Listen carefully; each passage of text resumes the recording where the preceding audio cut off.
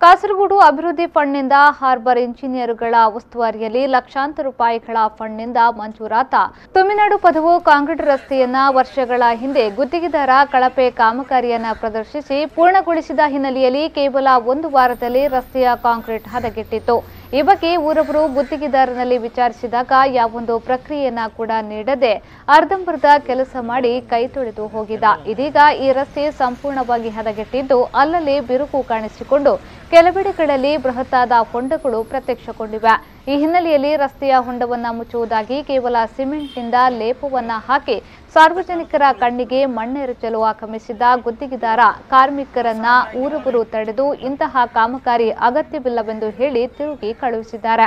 ಇದೀಗ ಪುನರ್ ನವೀಕರಿಸಿರುವುದಾಗಿ ತೋರಿಸಿ ಲಕ್ಷಾಂತರ ರೂಪಾಯಿ ಸರ್ಕಾರದಿಂದ ಮರಳಿ ಪಡೆಯುವ ಯತ್ನವನ್ನ ಊರವರು ವಿಫಲಗೊಳಿಸಿದ್ದಾರೆ। ಸರಿಯಾದ ವೈಜ್ಞಾನಿಕವಾದ ರೀತಿಯಲ್ಲಿ ಕಾಮಗಾರಿಯನ್ನ ನಡೆಸುವುದಿದ್ರೆ ಮಾತ್ರ ಬಂದರೆ ಸಾಕು, ಇಲ್ಲವಾದರೆ ನಮಗೆ ರಸ್ತೆಯ ಅಗತ್ಯವಿಲ್ಲ ಎಂಬುದಾಗಿ ಊರವರು ತಾಕೀತು ನೀಡಿದ್ದಾರೆ। ರೋಡ್ 58 ಲಕ್ಷ ರೂಪಾಯಿ ರೋಡ್ ഇത് ഇപ്പം ചെറിയൊരു സാറിന പോലെ ആക്കിയിട്ട് ജസ്റ്റ് പൊടി ഇട്ടോളാറ് പൊടി കാട്ടല്ലേ എന്ത് സംഭവം മോഞ്ചലിൽ ഞങ്ങളിൽ ചെന്നാര് ഞങ്ങൾ ഇപ്പം ഇതിന് ആക്കൻ്റെ പണി അവൻ്റെ ജോബ് അപ്പം ഞാൻ ഒന്നും മുണ്ടിട്ടില്ല ഇതിലൊക്കെ വേണ്ടി